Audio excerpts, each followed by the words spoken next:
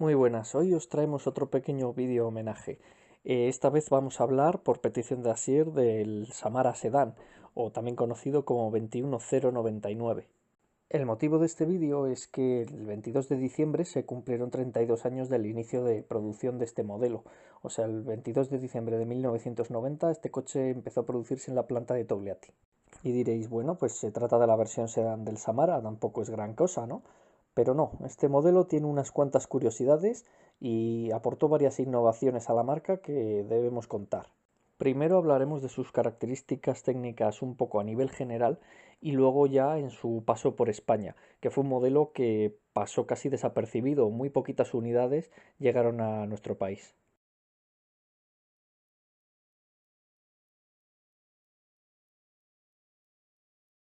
La primera y más evidente fue la aparición de una carrocería sedán o berlina en un modelo, digamos, más moderno, ya que los Ziguli se estaban quedando muy anticuados por esa época, en 1990. El Samara Sedán fue la respuesta a esta necesidad.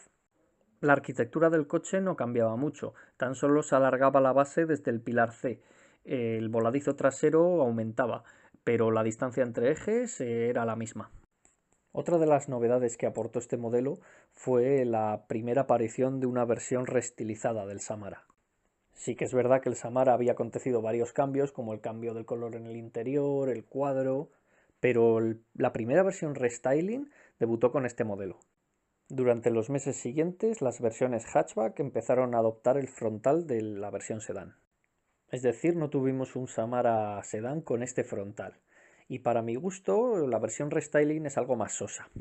Pero bueno, no deja de ser uno de los cambios en los que este modelo fue pionero. Como veis, las versiones sedán y restyling llevaban trabajándose desde mediados de los 80. Como podéis ver, hasta el interior de esta versión prototipo fue el que sentó las bases para el interior que veríamos a mediados de los 90 en los Samara. La primera versión sedán tenía esta parrilla, que se cambió sobre el 93 por esta que veis a continuación. Luego cada país hacía sus versiones, por ejemplo aquí tenéis esta holandesa, pero las dos parrillas oficiales rusas de este modelo son las que os hemos mostrado. En definitiva, el Samara Sedan fue el que abrió la veda para introducir la versión restyling. Las versiones hatchback empezaron a adoptar este frontal en 1991 y en 1992 se produjo el último pre-restyling de este Samara. Otra novedad técnica que este modelo aportó a la marca y que muy poca gente conoce es la introducción del motor 1500. Este modelo fue el encargado de hacer debutar el motor a la marca Lada. Y de hecho la versión sedán solo tenía en opción este motor, a excepción del Reino Unido, que sabéis que existió una preparación que llegó a montar el 1300, pero una cosa muy exclusiva. Y no sé si en Chile, a través de esta publicidad, puede que hiciesen algo parecido o simplemente se refieren a las versiones hatchback que las incluye en el anuncio. El Samara Hatchback empezó a montar la opción del motor 1500 una vez que este coche ya había entrado en producción. En España, por ejemplo, empezó a estar disponible en mayo de 1991. Y todo gracias a la existencia del modelo sedán.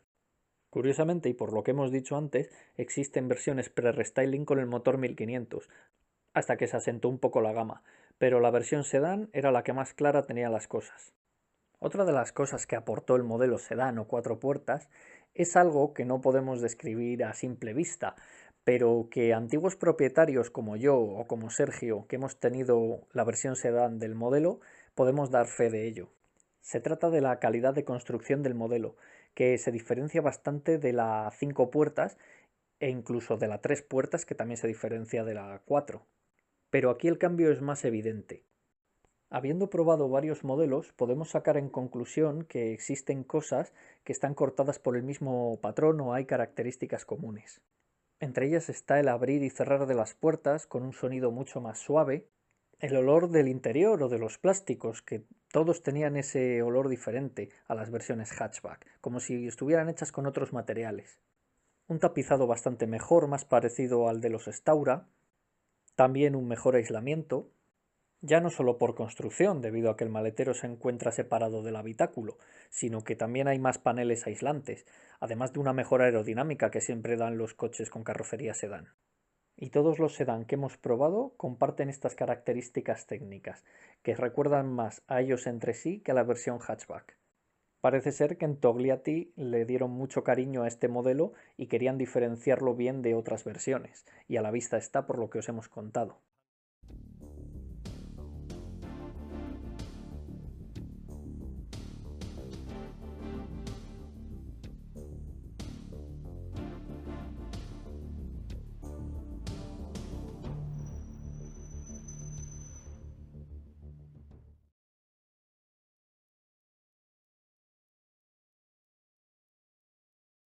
Desafortunadamente en España este coche no tuvo una presencia muy fuerte y las versiones hatchback siempre fueron más vendidas, aunque a decir verdad en términos absolutos nunca fue un superventas. Uno de los motivos por los que este coche no triunfó en esta parte del mundo es debido a su tardía aparición en el mundo occidental. Este coche había entrado en España en 1992 y para ese entonces el mercado, bien entrados los años 90, estaba cambiando y ya era muy diferente. Nada comparable a la situación cuando entraron los primeros Samaras, que ahí podían tener algo más de sentido. La marca estaba dejando de ser competitiva en Europa y la importadora se acercaba a su final de ciclo. Además empezaban los primeros problemas para empezar a traer coches y piezas debido a la privatización y la crisis soviética. En 1992 las ventas de Lada disminuyeron con respecto al año pasado. Además, conviene recordar que la importadora se había puesto a sí misma competencia, ya que el año anterior había empezado a vender el Aleco, un modelo del que en ese año, 1992, vendieron cerca de 900 unidades por contrapartida de las 3.500 del Samara. A pesar de ser coches de diferente tamaño, realmente competían entre sí. Es posible que esto hiciese que menos unidades del Samara Sedan fuesen importadas a España. A pesar de todo y de que el coche ya estuviera realmente anticuado, él y sus hermanos aguantaron en la gama hasta 1998. Durante sus 6 años en venta en España, el coche aconteció infinidad de cambios y sobrevivió a 3 importadoras. A continuación vamos a contar todos los cambios en orden cronológico que sufrió este coche. El primero de todos fue la aparición del catalizador obligatoriamente para los coches vendidos en Europa. Y a este coche le tocó de lleno porque la normativa entró en enero de 1993. Los Amara entonces empezaron a venderse con catalizador, sonda lambda y una centralita que controlaba el carburador, porque este coche seguía vendiéndose con carburador, que estaba pilotado. Y es por eso que también al coche se le debía equipar con la lucecita del check engine o el 1000. Hacia octubre de 1994, la de Ibérica abandona sus operaciones y coge el relevo otras dos importadoras que se llaman Lenlada y Macoa. Ambas importadoras se distribuyen a distintas partes del territorio español, pero el núcleo común es Francia. Se suministran ambas de Francia gracias a una empresa que opera en toda Europa que se llama Lada Internacional, como ya explicamos. Y es por eso que durante un breve periodo de tiempo los Lada que nos llegan tienen las especificaciones francesas con alguna mezcla española. En este caso el Samara Sedan con los añadidos adopta el nombre francés, el de Sagona, nombre con el que erróneamente se le conoce a todo el modelo en España, pero solo afectó a esta versión. Esta unidad de 1995 ya cuenta con el nombre de Sagona GLX, que es el nombre del acabado, sus respectivos añadidos y el interior ruso de 1995, incluyendo los reposacabezas. También hay que reseñar que las llantas son españolas, del modelo LX. Tras varios problemas, en mayo de 1996 se vuelve a cambiar la importadora. Ahora los mismos rusos son los que hacen de importadores y se siguen suministrando de Francia durante un tiempo. Para este entonces los Samara franceses también habían recibido una pequeña actualización y nos llegó otra vez actualizada a España. Los añadidos habían vuelto a cambiar, el logo pasaba a ser ovalado y más importante ya se habían introducido los motores de inyección. El Samara y el Sagona aguantaron en la gama hasta 1998, cuando empezó a venderse el Staura. Es en ese momento cuando dejaron de suministrarse de Francia para pasar directamente a Rusia. El relevo supuso el final de este coche en España, que aguantó en listas de precios hasta 1999. Y este ha sido un pequeño repaso de su trayectoria en España.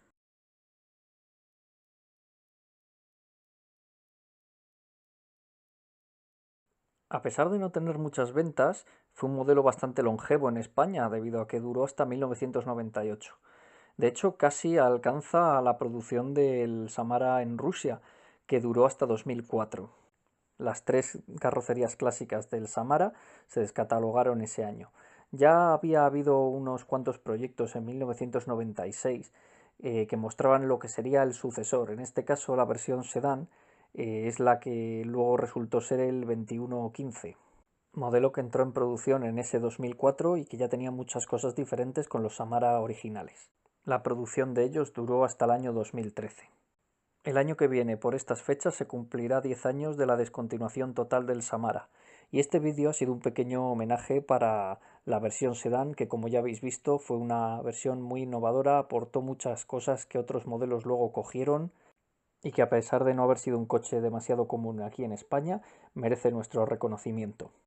Y nada, poco más, porque este va a ser el último vídeo del año, así que os deseo un feliz año y que paséis unas felices fiestas.